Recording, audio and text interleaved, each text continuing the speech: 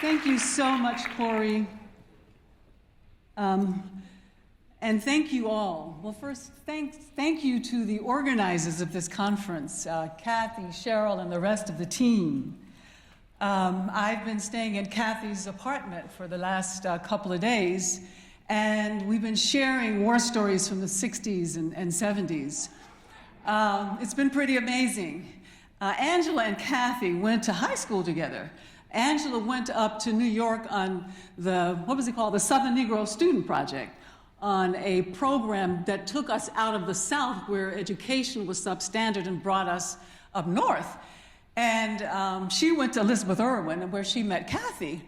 And I had the opportunity to go to Elizabeth Irwin in New York, but I was a country girl. I was afraid of the subways, afraid of the concrete. So I ended up going to a suburb in New Jersey, yeah. But it's, I just couldn't hang, you know.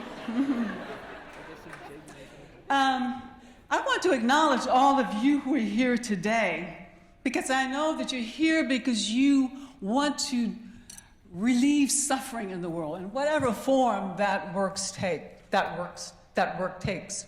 I know that that's why you're here, and I want to acknowledge you for that. And Cheryl said earlier that she said, oh my God, she's got to introduce Angela Davis. How nervous she was. Well, you know, what about being Angela Davis's little sister? And what about speaking after her on the same podium? Yeah.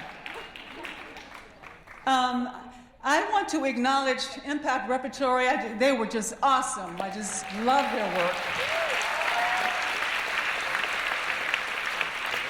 And also want to acknowledge Byron Bain for bringing the ancestors into the house. Thank you. I love this year's focus. This is my first conference. I love this year's focus on breaking through. As I understand it, an important goal of what we're going to be doing this weekend is to envision, explore, and imagine a new kind of future for ourselves and the generations to come. We are here to conceive of and begin to birth alternative futures, alternatives to mass incarceration strategies. We are here in part to strategize about how we reinvent systems, and also to reflect on how we reinvent ourselves as humans, because we are part of those systems. Those systems are part of us, and we're not separate from them. So there's something about, you know, fighting for something. I think it's important for us to fight against, right? It's important for us to get out and protest unjust policies. At the same time, I think it's important for us to be balanced and fight for new futures. And that's what breaking through is about for me. I have a long history myself of fighting against, of being in opposition to, of battling against, of being in combat with. First of all, I was a trial lawyer for 30 years, a civil rights trial lawyer. And I was extensively trained in either or, good, bad, guilty, innocent, binary, and splitting ways of thinking and being present in the world. And of course, you lawyers out there, we know that on cross-examination, we are trained to demolish our enemies. And we are right, you know, and they are wrong. We are lawyers. We are trained in these binary ways of thinking par excellence. But it's something that pervades the entire culture. Much earlier from my childhood, I've also followed the way of the warrior. Angela and I came of age, we were born and came of age in Birmingham, Alabama during the 50s and 60s when apartheid-like conditions prevailed. And two of my close friends were killed in the Birmingham Sunday School bombing in 1963. These conditions set me and my sister on a quest for social justice, following the way of the warrior. As a child, I was a civil rights activist, as a college student, an anti-racist activist, and then later a womanist standing against male chauvinism, an internationalist against imperialism, a socialist against the evils of capitalism, a black woman fighting to save my sister Angela from illegal lynching.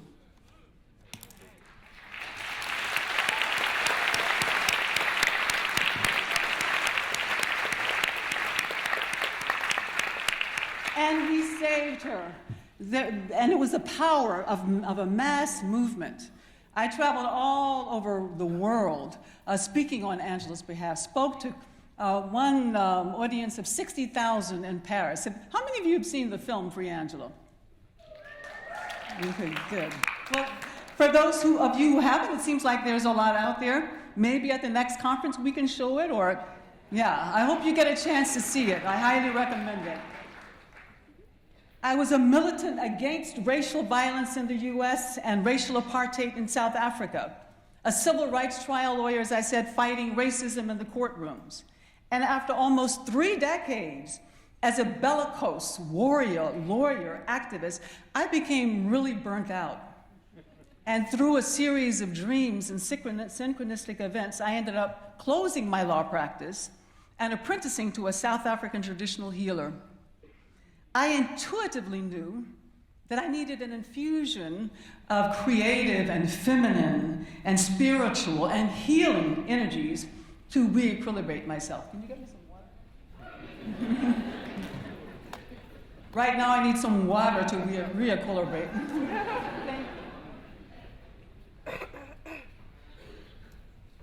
And then after coming home from Africa, I discovered restorative justice. It was an epiphany for me to behold this new paradigm of justice that was emerging on the historical stage, a new but ancient and indigenous way of doing justice.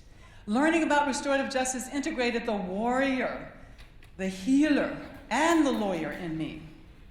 Prevailing retributive justice harms people who harm people to show that harming people is wrong. And of course, harm people go on to do what? Harm other people. So what happens is we have this endless cycle of harm. Harm is replicated, harm metastasizes, and it pervades and saturates our culture. And that's a lot of what we're seeing today. Restorative justice seeks to reverse this cycle, to interrupt this cycle of harm with healing. Restorative justice is a justice that is not about getting even, but about getting well. It is a justice that is not a battleground, but a healing ground. It is a justice that seeks to transform broken lives, relationships, and communities, rather than damage them further.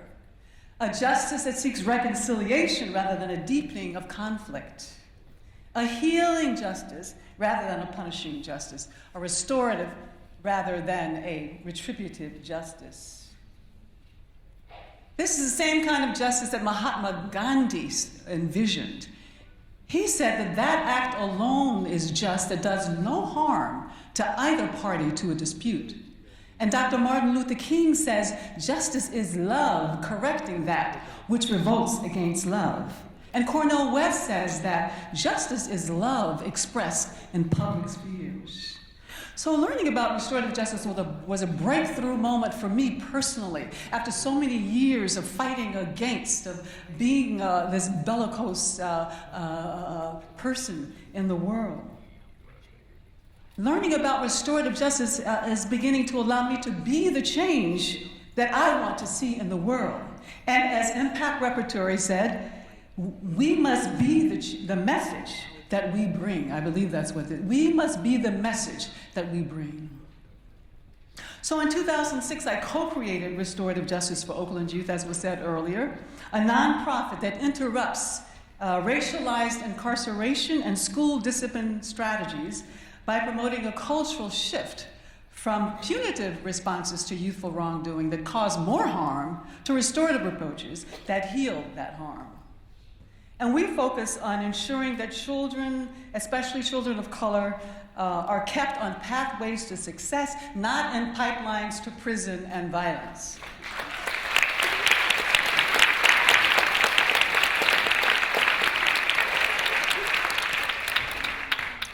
We urgently need alternatives to exclusionary, disciplinary discipline. Based on the most comprehensive analysis of school discipline research to date by the UCLA Civil Rights Project, higher suspending schools do more harm than good. They do not keep schools safe. They make schools less safe. Even the kids who are not disciplined are hurt by high suspending schools. And because students lose so much instructional time, the academic achievement of schools go down when they suspend so much. Suspending once doubles the chance that you will drop out. It triples the chance that you will end up incarcerated. Once a student drops out of school because they've gotten so far behind, then the chance that they will be incarcerated is overwhelming. In Oakland, 70 or 67% of the youth who drop out end up incarcerated.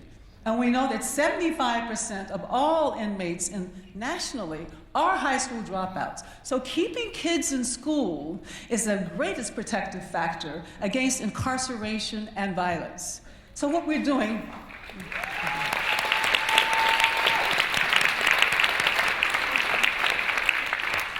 so that's why we place such a great emphasis on keeping kids in school.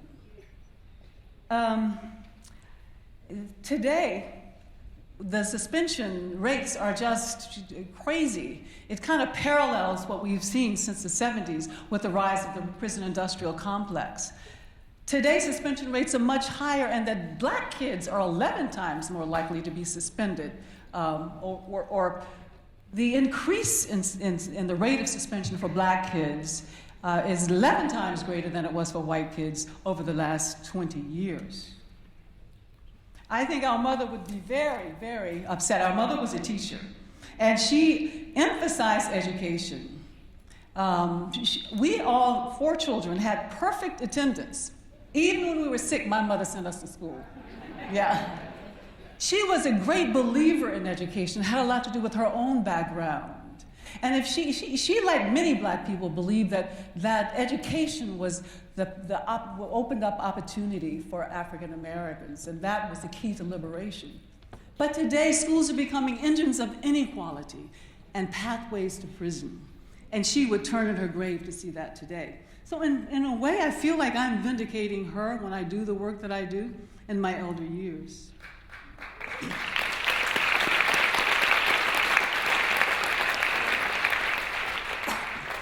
So let me tell you just a little bit before I close about the work that we're doing in Oakland. In 2006, we started a middle school pilot, a restorative justice whole school pilot. It was successful in reducing suspension rates by 87%. It completely eliminated violence. There's a great story. There was a kid a couple of blocks away from the school fighting with another kid. A parent saw him and hauled them both into the restorative justice room at the school. And the kid complained, "We can't fight in school, and now we can't even fight in the neighborhood." That's right. So we completely eliminated violence. We also saw a 75-point increase in standardized test scores. We saw a reduction in attrition rates, I think an elimination of attrition rates of teachers, because the school became a place where teachers wanted to teach. So those successes got the attention of the whole school district. Within a couple of years, the school board adopted restorative justice as official policy system-wide.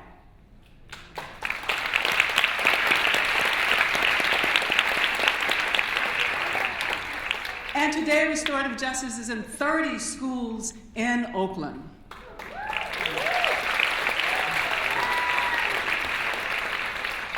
In 1 year, suspension rates in the whole district, school district, fell by 50%. There was a reduction of lost instructional days for black youth at the rate of 75%. So we are beginning to reduce racial disparity. And in one of the second pilot schools that Restorative Justice for Oakland Youth is doing, we've completely eliminated fighting. There have been no suspensions at all this year, no fights at all this year, no racial disparity, obviously, when you're not suspending anymore. Yeah.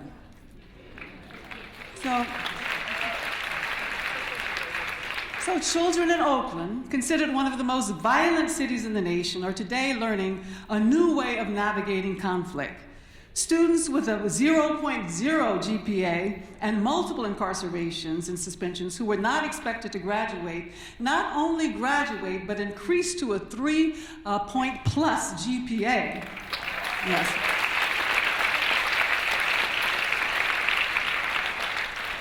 And in the last 2 years, 2 of them were honored as class valedictorians.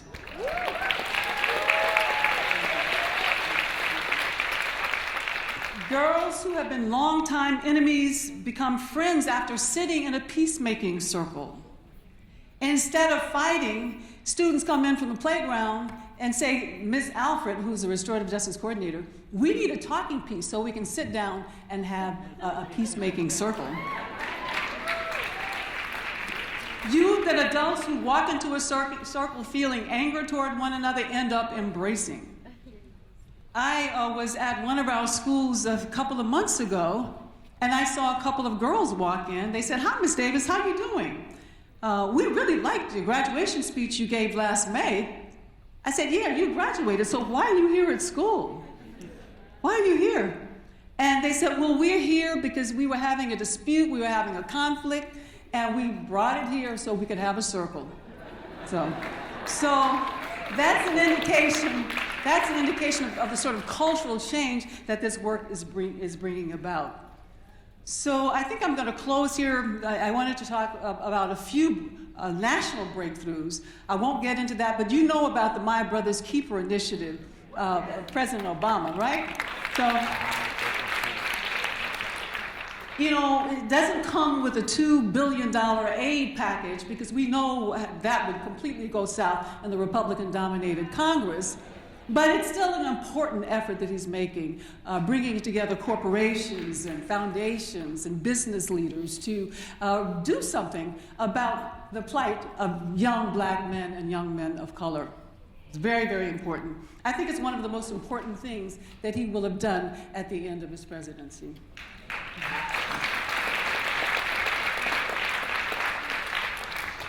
So, in closing, by the way, that initiative was inspired by Trayvon Martin's and Jordan Davis's death in large part. So in just 40 years, restorative justice has become a rapidly growing social movement, not only in Oakland, where we're also using restorative justice to keep kids out of jail. It's working. I don't know if you know that in New Zealand, they're shutting down youth detention facilities because they made the whole juvenile system restorative. So that's a model. That's a model that we're looking at in Oakland, and we've got a pilot program going in the juvenile justice system that's going quite well. So the movement is growing. It's an international movement, and I'm feeling really good about being a part of this movement. And I think that, well, as Charlene Spretnak says, she's a cultural historian, the ultimate cause of interspecies and intraspecies disaster is the massive denial of our inherent interrelatedness, I believe that restorative justice is the loom that is reweaving our bonds of interrelatedness as human beings. And I believe that it will help light our way into a perilous future. Thank you.